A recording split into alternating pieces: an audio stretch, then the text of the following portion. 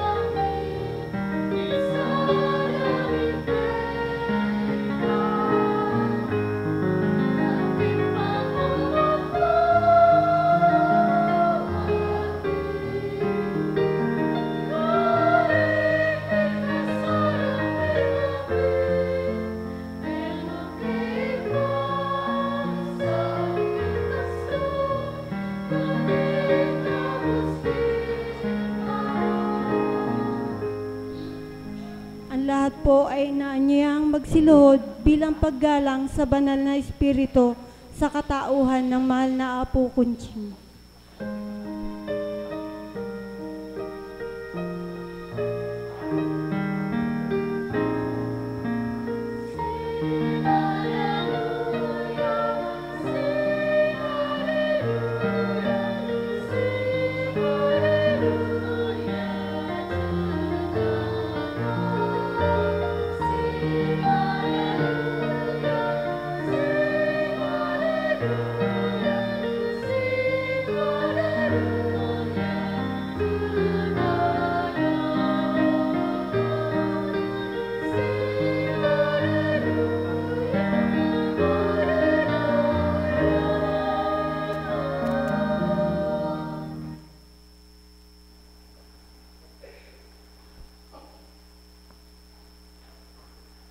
Sumainyo ang kapayapaan.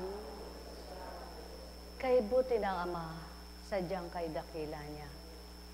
Sino nga ba ang mag-aalab ang pag-ibig nang madaramay totoo at tapat kung hindi paghaharian niya? Kaya't halina kayo mga minamahal ko, damhin niyong tuwiran ng kalooban niya para sa inyong lahat upang matutunan niyo kung paano siya umibig ng matapat.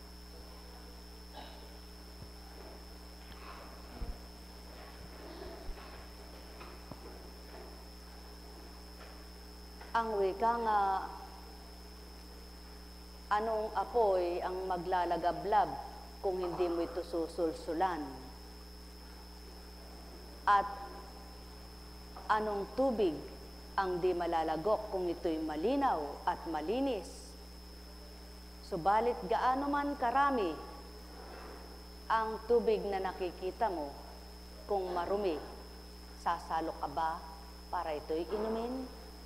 Kailanman ay hindi mo kayang lagukin kung malinis kang nilalang at ika'y maselan na tinatawag ng tao. Kaya nga, ang tao'y dapat may pagninilay sa lahat ng nagaganap sa buhay niya. Walang taong hindi makapagbabago at walang taong hindi magbabago kapag ginusto niya. Lalo tigit kung nagkakaroon na ng takot sa puso niya.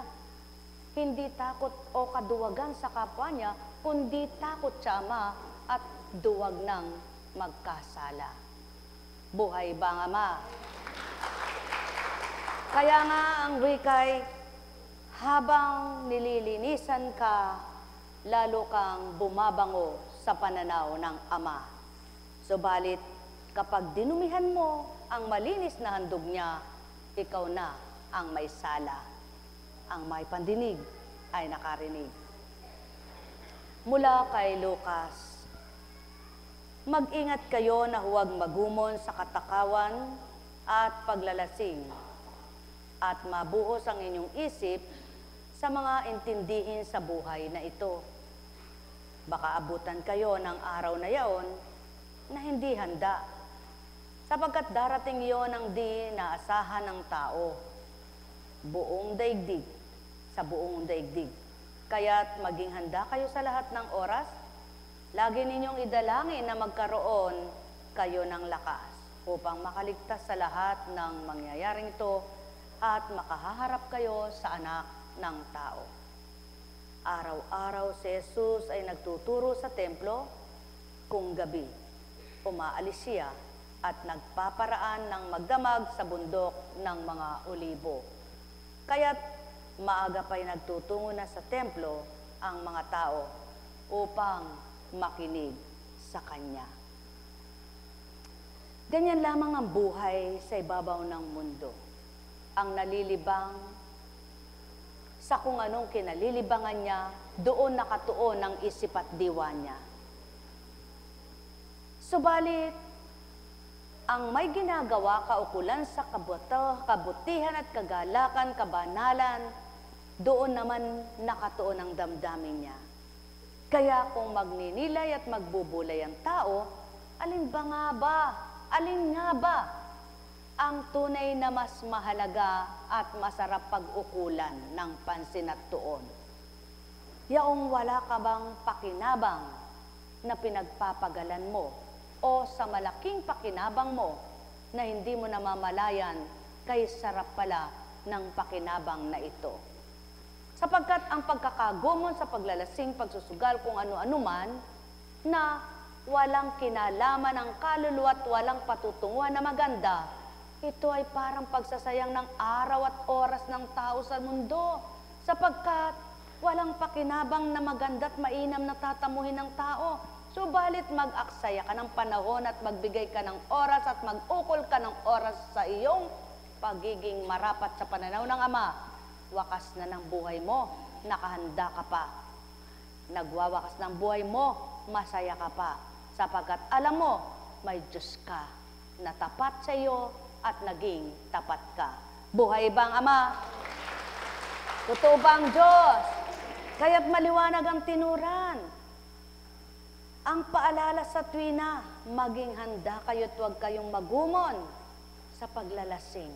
Hindi lamang sa alak, hindi lamang sa kalasingan sa alak, kundi sa lahat ng bagay na nakalalasing sa iyong buhay, na doon nakatuon ang iyong isip at damdamin, doon na lamang nakatuon ang iyong kalooban, sapagkat doon ka nahuhumaling at doon ka nasisiyahan.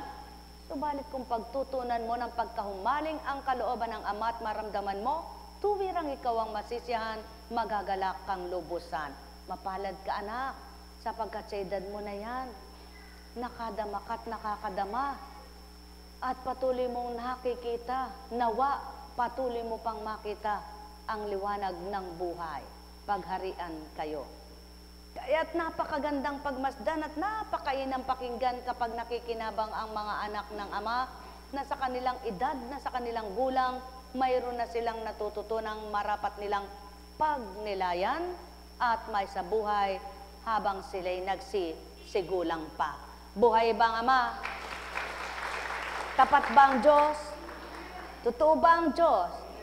Kapag may pinag-uukulan ka para sa Ama, ano man ang ginagawa mo't nasaan ka, nagdudumali, nagmamadali ka, sapagkat may oras ka para sa Kanya.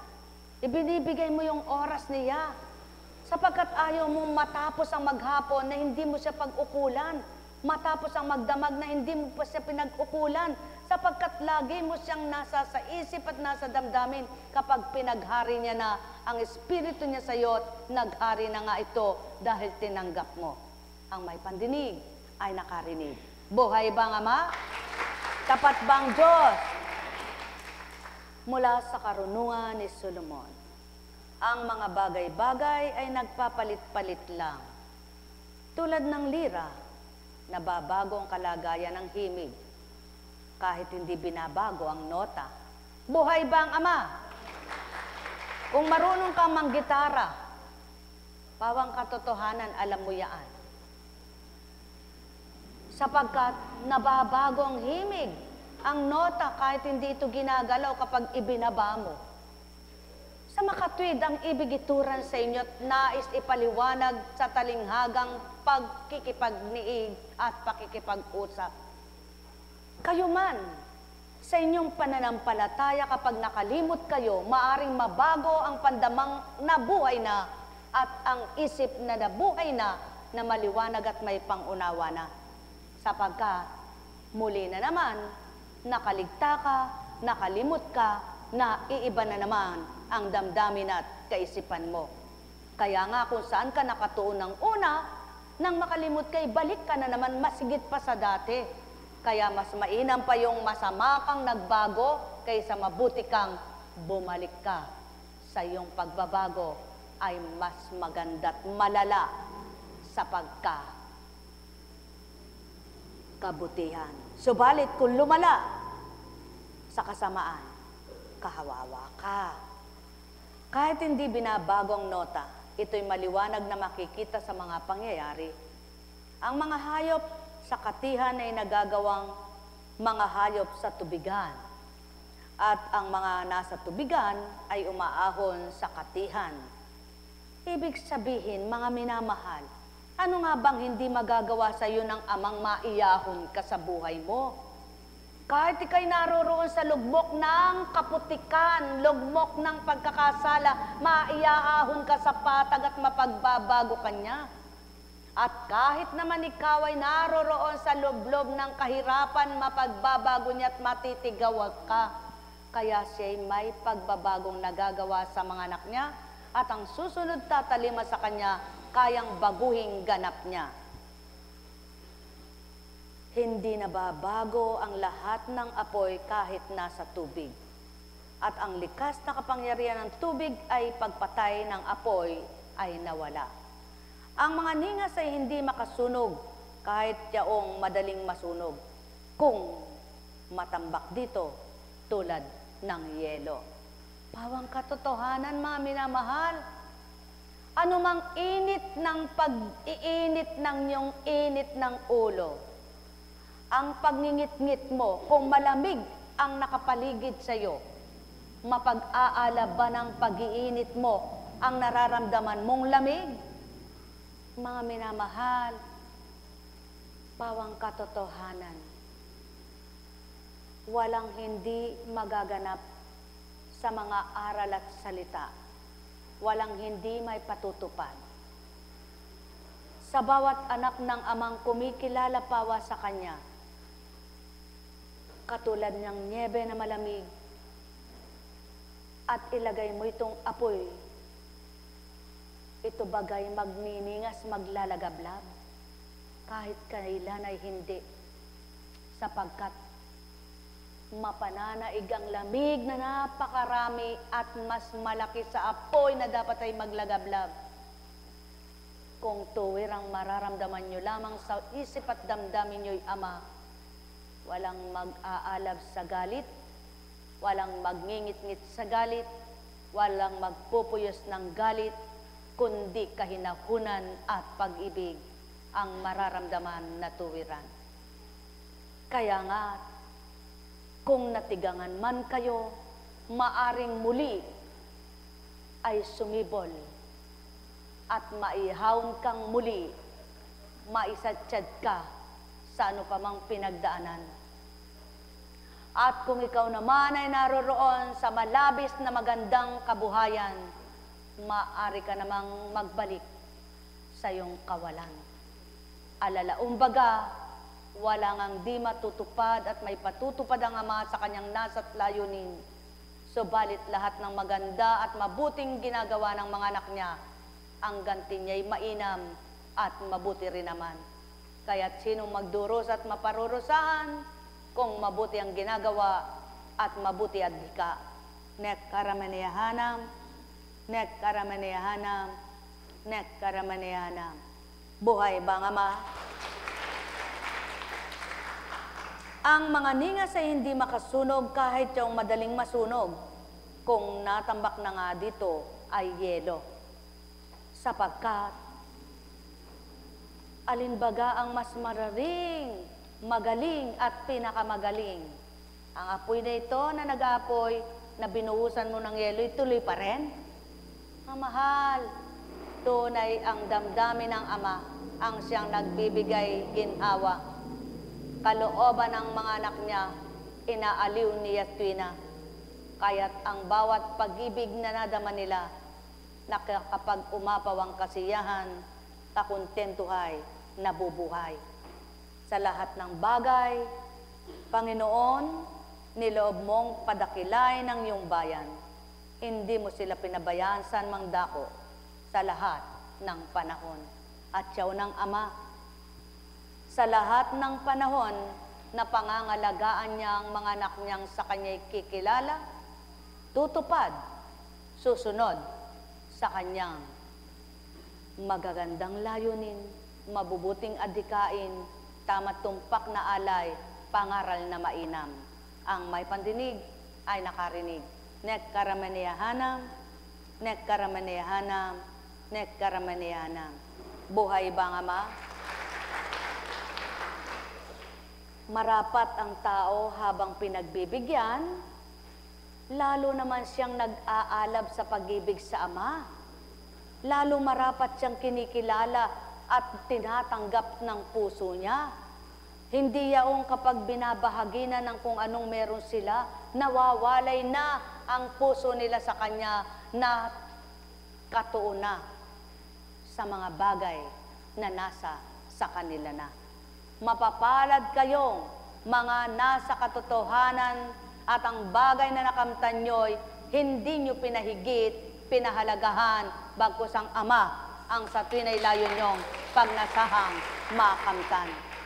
Sapagkat walang ang hindi siya gagawin at walang hindi siya magagawa sa lahat ng ikabubuti ng mga anak niya sa lupa. Ang may pandinig ay nakarinig. Buhay ba nga ma? Tapat ba ang Diyos? Ang kaalaman ba ng grade 1 ay karunungan na nang nagsisimula pa lamang? Ang karunungan ba ng nasa ikalawang grado, high school na tinatawag ng tao na nandun pa lamang siya sa elementary, ang grade 2? Ang karunungan ba ng isang nagtapos na ang professional ng tinatawag? Karunungan pa ba? Karunungan bang mapapantay ng isang nagsisimula pa lang mag-aral sa kolehiyo? Dapat din na siya mag-aral kung kapantay na siya ng nakatapos. Sa makatwid, katawan nyo man may level. Iba ang katawan ng isang sanggol, ang katawan ng isang bata, at ng matanda. Tama baga?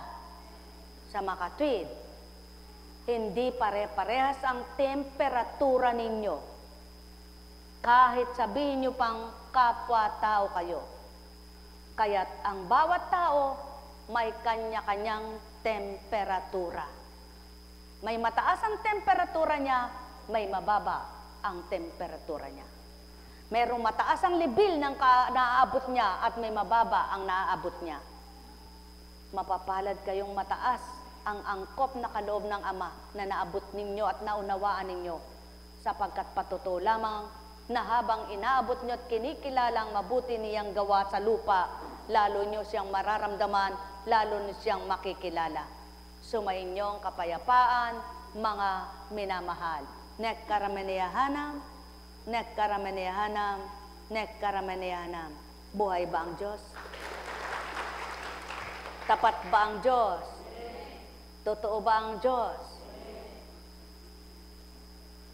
Para ano pa, wika nga ng Ama sa pamamagitan ng Espiritu niya, at isinugo, ibinaba ang anak niya para mailathala ang mga layon at nasa niyang ipalathala at ipabatid sa tao sa lupa, kung hindi pakikinggan ng tao.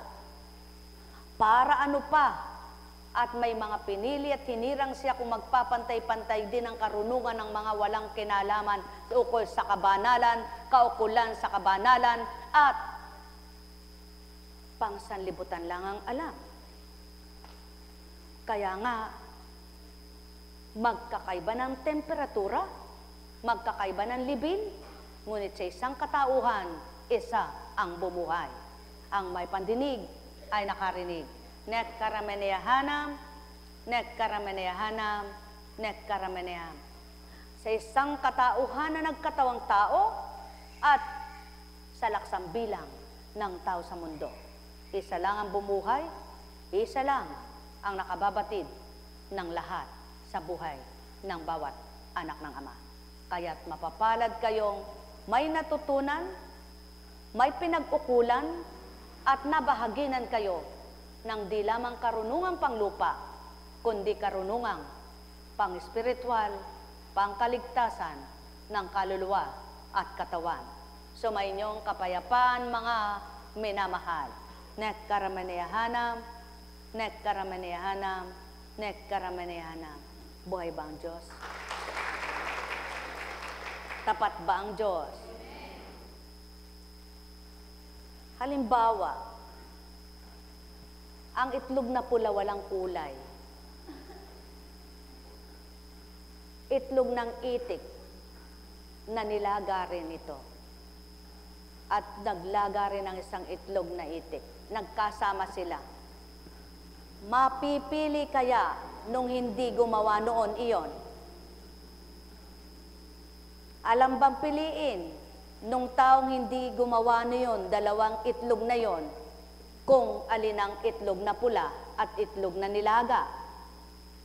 Hindi, di baga? Sapagkat parehas silang itlog ng itik at parehas ang itsura.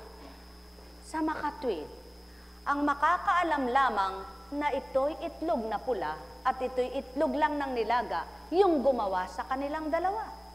Ganyan din ang Ama. Ang lahat ng mga anak niya, pagtabi-tabihin at pagpantay-pantayin, siya nakakakilala kanino man. Sa makatwid, siya ang pipili, siya ang kukuha sa marapat niyang gusto gamitin. At ang mga anak naman niya, na gumusto rin sa kanya at kumilala sa kanya, sila naman ang magpapakilala kung sino siya at ano siya. Kaya't ang bawat nakuha niya at napili niyang magpakilala sa kanila, marapat bang ang mga piniling ito'y makatulad din ang gawa ng walang alam at walang karunungan?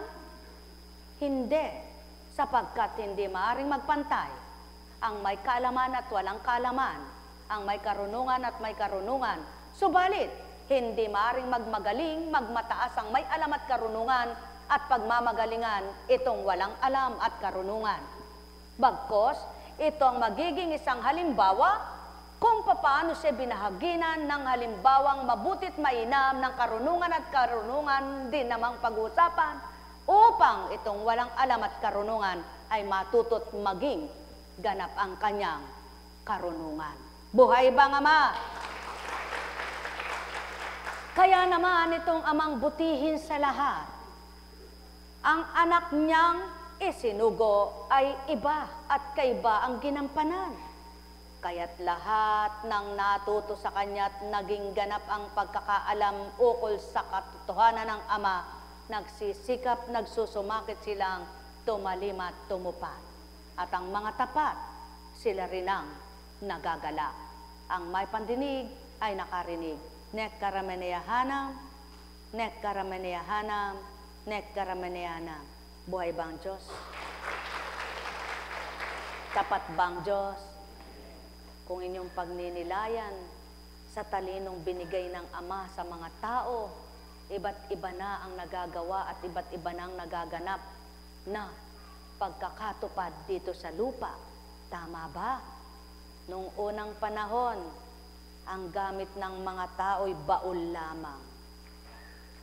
Noon pag may baul ka, aba, medyo nakaaangat ka sa kapwa mo. Yung baul na sisidlang maganda-ganda pa. Ngayon, cabinet na ang tawag. Aparador nung una. Ngayon kay cabinet.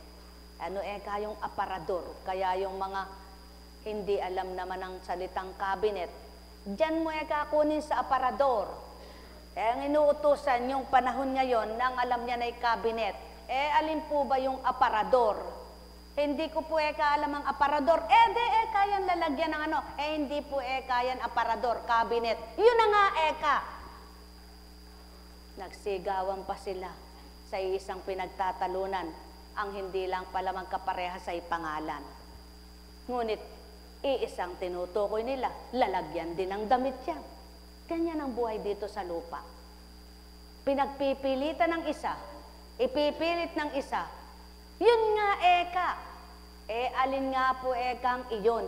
Iyon ngang aparador. Buksan mo, at kuhanin mo ang damit ko. Saan nga po ba yung aparador? De nga iyon. Cabinet po ang alam ko. Di sinsanay kung nagkaalaman silang dalaway di nagtalo. Ganyan ang buhay dito sa mundo. Kung parehas ang kaalaman, kung parehas ang karunungan ng Diyos Amay isa lamang at Kristo'y isa lamang, maglalaban-laban ba't magtatalo-talo? Yan ang patotoo. Sa isang Diyos Ama at isang Diyos Anak, doon makukuha ang kaalaman at karunungan na pinagtatalunan naman ang mga nilalang at nagpapakatalo naman ang mga nagpapakababa. At ang ayaw patalo, ang mga matatarik at marurunong ng ayaw sabihin nilang ganun din yan. Mga mahal, mapapalad naman ang nagpapakababa sapagkat patuto lamang sumusunod sila sa Ama na tinutukoy nilang magpakababay, sinusunod nila, samantalang yung alam lahat ang salitang Biblia, di makapagpababa, makapagkumbaba sa kapwa. Buhay bang Ama? Mga minamahal, pawang katotohanan. Sa panahon din ngayon na maraming pinaglulutuan ng tao, may uling, may kahoy, may gasol, may gaas na gamit para makaluto. Subalit, pag naluto'y parehas din kung anong niluto nila, sa kahoy, sa uling, sa gaas, sa gasol, isa lang din naman, isda kung isda. Magtatalo pa ang mga nagtatalong ito. Ang sabi nila, masarap ang luto sa uling. Sabi naman ng isa, masarap ang luto sa kahoy. Ano ang sinarap nun? Lasang usok. Hindi masarap ang lasa doon sa linuto sa kalandibomba, digaas Ano ang sinarap nun? Ano ang sarap nun? Lasang gaas. Hindi masarap yung luto doon sa gasol. Ano ang sinarap niyan? Gasol ang ginagamit dyan. Nagtalo-talo, naglabo-labo ang mga nagtatalo tungkol sa lutuan. Mga minamahal, ang Amay isang luto lang ang ginawa sa tao. Ang espiritu niya ang bumuhay at nagluto upang mabuhay ang tao. Binuo niya ang lupa, ang alabo, naging tao. Na hindi siya gumamit ng apoy para tumigang at mabuo ang tao. Ngunit ngayon, kapag ika'y sinilang ng kulang sa buwan, ini-incubator ka. Sinasalang ka sa mainit na makina. Noong unang panahon, tatabihan ka lamang ng mga bote na mainit ang kabilaan at may ilaw na lampara. Kaya sabi ng iba, yung bata kasi kaya na duling tumitingala. Tinitingala yung apoy, yung ilawan. O ba't ngayon may sinisilang na duling? Mga mahal, magnilay at magbulay, magtantong tuwiran, ganang pagkatao at katauhan hindi ito mababaybay. Kung may kaisipan ng mga tao, tunay na may takot sa Ama, pagtatalunan ba doon lang sa lutuan? Ano ba naman kung ang ginamit ay kahoy? Ano ba naman kung ginamit ay gaas? Ano ba naman kung ang ginamit ay uling? Ano ba naman kung ang ginamit ay gasol? Pare-parehas lang na luto, de kumain. Ganyan din ang mga relihiyon sa panahon ngayon. Isa lang ang patutunguhan, kamatayan ng nilalang. Subalit nang dahil sa reliyon naglalaban-laban, nasaan ang Ama? Nasaan ang Kristo? Nasaan ang Espiritu Santo? Sasabihin ng tao, meron bang Espiritu ang tao? Wala palang Espiritu ang tao, paano kayo nabuhay? At kung walang banal na Espiritu, nakakatakot kang pakisamahan. Masamang Espiritu ka palang kapili. Mga mahal, ang tao wala nang pinaglaban. Ang tao hindi na nagbigay ng paglaban ng sariling kapakanan ng Ama. Ang kapakanan ng bawat isa ang pinaglalaban. Subalit ang layo ng Ama, paglaban yung katotohanan, kilalanin ang katotohanan, tanggapin ang katotohanan, makalalaya ang lahat sa katotohanan. Na isang Diyos, isang diwa, isang salita, isang gawa, banal na turingan. Ang may pandinig ay nakarinig. Nekkarameneyahanam, nekkarameneyahanam, nekkarameneyahanam. Na walang pinagkaiba sa isang anak ng tao. May anak na maganda, ang isang nanganak na babae. 5 ang anak niya. Pare-pare silang babae. May dumating na kamag-anak sila.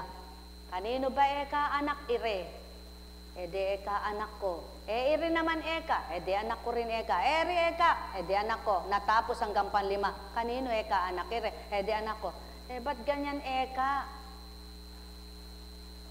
Ba't eka rin isa na rin maganda? Ba't rin yata'y pangit? Ba't eka rin pandak? Ba't yun eka'y mataas? Ba't rin eka'y katamtaman? Ang tao nga naman, mabigkas lang ang ibig sabihin. Hindi alam ang masasaktan kung sino sinasabi ang pangit, pandak at maitim. Walang pandak, walang maitim, walang maganda, walang pangit sa pananaw ng Ama. Pantay-pantay lamang. Tulad ng inyong daliri. Kung normal ang inyong palad na nakaugnay dyan, hindi pare-parehas ang laki at ang haba. Bakit di maunawaan ito ng tao? Kahit isa pinagmulan, magkakaiba ang mukha nila. Subalit, isang dugo, isang laman ang pinanggalingan. Pinagmulan pawa nila isang magulang kung isang ama nila. Subalit kung ilan ang ama nila, maaari nga masabing, ba't iba-iba mukha nila? Subalit, kung iisang amang pinagmulan at iba't ibang mukha, anong pakialam mo sa kapwa mo? At bakit mo naman pipintas at hahatulan ng pangit at maganda at pandak at mataas? Ganyan ang tao. Kung di pagninilayan, makasasakit ng damdamin ng salita. Subalit, kung lahat ay marunong magnilay, magbulay, magtanto, walang mananakit ng damdamin sa salitang di mainam. Ang may pandinig ay nakarinig. Nekkarameneyahanam, nekkarameneyahanam, nekkarameneyahanam. Buhay ba ang Ama? Tapat ba ang Diyos? May mga tao namang sasabihin, kaswerte eka ng mag-asawa na yan. Lahat eka ng anak niya'y pinagpala. Kagaganda eka ng buhay. Ang hindi naman nila alam, tamang kagaganda ng buhay, masasama naman lahat ang ugali niyan. Paanong pinagpala sila? Anong pagpapalang meron sila? Pangsanlibutan. Subalit, gaano man kahirap ang tao kung mabubuti pag-uugali, pinagpala ng Ama sa isip na magaganda at mabubuti kalooban nila. Mga minamahal, pawang katotohanan ng sakit tinuturan, ang may pandinig ay nakarinig. Nekkarameneyahanam, nekkarameneyahanam, nekkarameneyahanam. Isang mga salitang marapat pagnilayan, ang bawat binahagi sa inyo'y dinatal, upang inyong mapagnilayan, mapagbulayan. Ano nga ba ang tao at sino ang Ama?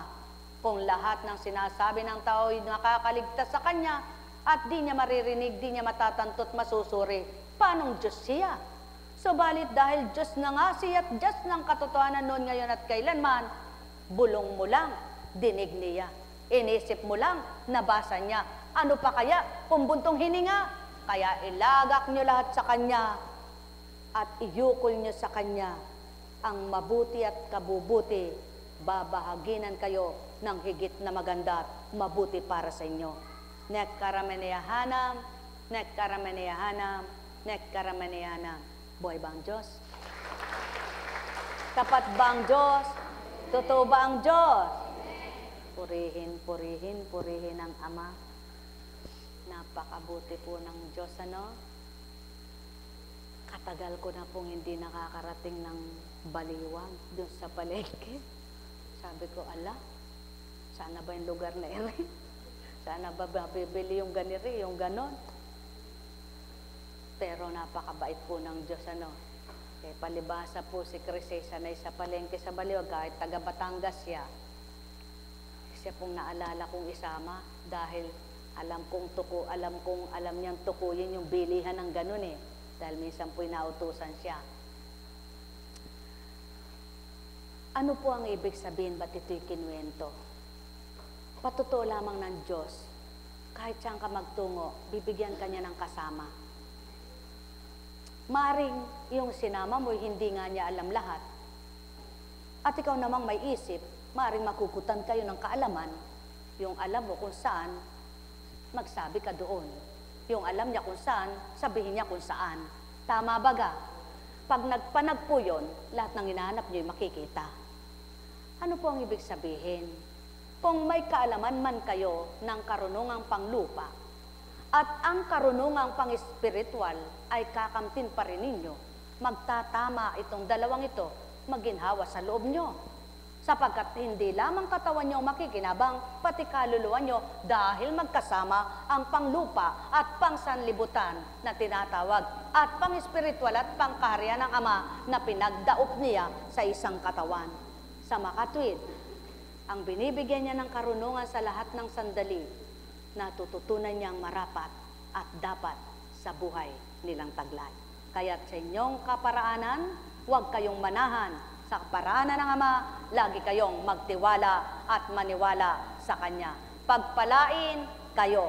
Buhay ba ang Diyos? Tapat ba ang Diyos? Totoo ba ang Diyos? Napakabuti ng Ama. Napakadakila niya. May mga taong iba't iba gusto sa tinapa, kahit pare-pares na tinapa. Gusto ko tinapang bangos. Gusto ko tinapang tawilis. Gusto ko tinapang galunggong. Gusto ko tinapang bamban. Ano ka ako? Tamban pala. Nako, mga mahal, pare-pares lang naman yan dinarang sa apoy. Sinalab, pinausukan. At di mo nga alam kung yan ay malinis na totoo. Pinagtatalunan pa, nag-away dahil sa tinapa. Sinabi ko na ang bilin mong tinapay galunggong. Ano ang magagawa ko? Hindi ko nakikita yung galunggong. Di binili ko kay tamban. O sige kainin mo lahat yan. Pakakain lahat yung biniling galunggong. Tamban. Yung pala matinik, nagkandabilaukan sa tinik. No namang natitinik na at magkakandasukan na, sabi niya, ba't kasi kinain mo lahat? Ganyan ang tao sa mundong ito. Sasabihin niya, gawin yun. Nung sundin naman, sisisihin pa. Mga mahal, ang Ama, kapag tama tumpak ang ginagawa ng mga anak niya, wala siyang sinisisi. At nagkakamali at nagkamali sila, hindi siyang maninisi, dapat ang tao magsisi. Buhay bang Diyos? Kaya naman, lahat ng mga kasalanan ng tao, ang gusto niya ay silang magsisi at magbalik loob sa Kanya, upang hindi niya nasabihin, ikaw kasi masama ka. Sapagkat kailanman hindi siya marunong manisi, kundi ang sabi niya, magsisi ka. Buhay bang Ama? Mga mahal, pag nilayan ninyo ang mga tinuturan, ang may pandinig ay nakarinig. Sapagkat ang buhay ay buhay, anong silbi ng aral kundi pakikinggan at isa sa buhay? Anong magbabago at pagbabago sa diwa mo kung wala kang pakikinggan kundi sarili mo? Lamang. Kaya wika ng Ama, aminin mo at tandaan mo tao, wala kang karunungan kundi ako ang nagbahagit magbibigay sa iyo, kaya't gamitin sa mabuti ito. Kapag ginamit mo sa lisyat, hindi kailan may hindi na ako sumasayo. Buhay ba ang Diyos? Tama nga naman. Paano sinabing sa ama ka? Siya kilala mo. Kung ang ginagawa mo ilisya sa Kanya. Panginoon ka ng Panginoon, hindi naman makapanginoon ang gawa mo. Paano malulugod siya sa'yo? Paano matutuwa siya sa'yo? Paano lahat ng paghihirap mo igantihan niya ng maganda at mabuti ito? So, bahalit gawin mo ang tama at mabuti. Mahirap man sa una, hindi mo alam, gumagaan pa. At patuloy na pagaan. Nagtanim ka ng una, hirap na hirap ka. Sa hindi mo namamalayan na nagbubunga ang paghihirap mo. Sapagkat alam niya kung ano ka at sino ka. Kaya kung lahat ng tao tutuntunin ang landas niya at hahanapin ang matuwid, matututo sila sa tamang buhay nila. Sapagkat walang banal, walang matuwid. Kaya't ang handog niya ay banal at matuwid, banal na espiritu. Tanggapin mo tao, matututo ka, mababago ka, maaliw ka, magagalak ka, lilinis ang isip mo, lilinis ang diwa mo, lilinis ang puso mo, lilinis ang kalooban mo, ang puso mo'y sa Kanya. Ang may pandinig ay nakarinig. Mahal na mahal ko kayo. Tuwiran ko ang tinuturan, mahal na mahal ko kayo. Nek karameneyahanam, nek karameneyahanam, nek karameneyahanam. Sadyang ganyan ang buhay dito sa mundong ito. Ang may takot sama at pagkilala sa Kanya, ani na lang lahat ng maganda at mabuti magawa sa kapwa niya. Subalit hindi totoong tao, ang hindi totoong tao, walang pakialam sa mabuti na kapwa-tao. Kaya naman, magsuri kayo at matuto kayong magsuri. Sinong mabuti ang di kinalingan ng Ama at sinong masama ang dinapahamak siya. Pagharian kayo, mga mahal ko. Buhay ba ang Diyos? Alam kong magagawa ang Ama. Alam kong may magagawa ang Ama. Pagkat winika niya, manalig ka na. Bawat araw ako sa inyo naghihintay. Alam kong di ringgin kayo ng Ama. Alam kong di ringgin kayo ng Ama. Pagkat winika niya, manalig ka na. Bawat araw ako sa inyo may nakalaan. Ay, mayroong magandang mangyayari sa inyo. Aking mga minamahal, mayroong magandang mangyayari sa inyo. Manalig o mangkin at tanggapin. Alam kong may magagawa ang Ama.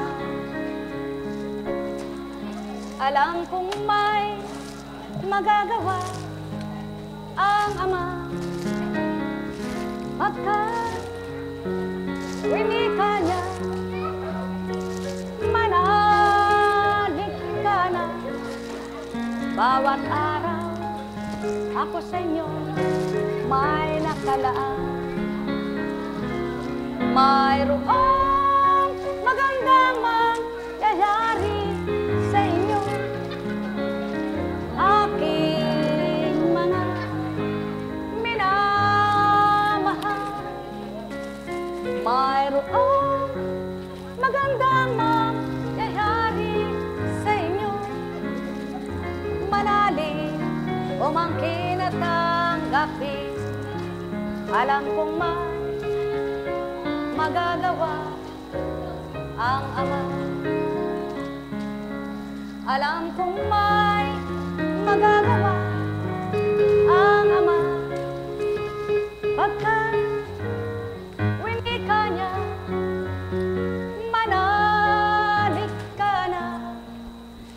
bawat araw ako sa inyo may nakalaan. Mayroong magandang mangyayari sa inyo, aking mga minamahal.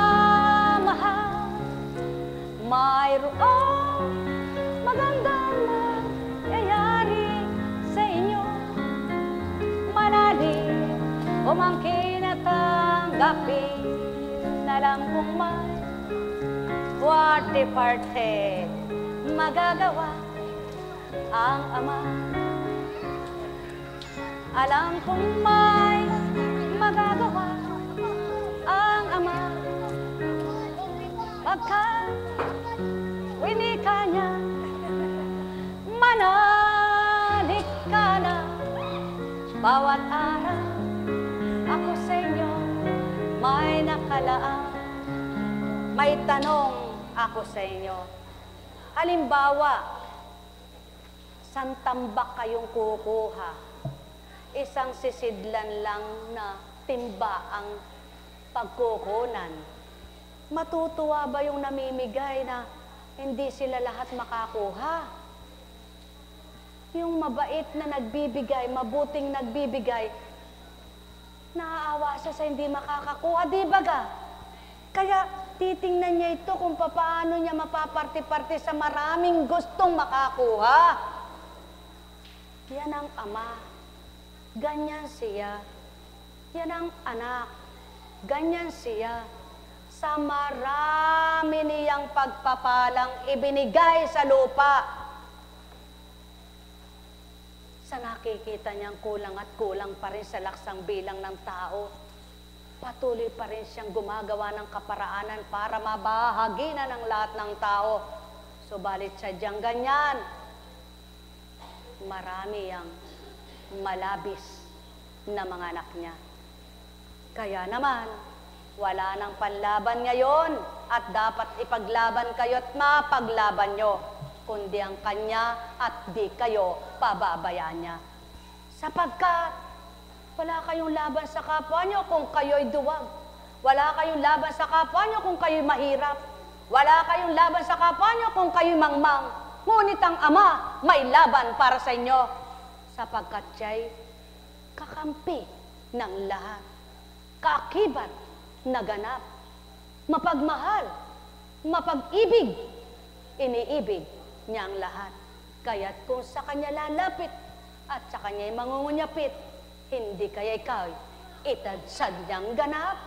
O tao, katotohanan ang tinuturan ko, sumainyo ang kapayapaan.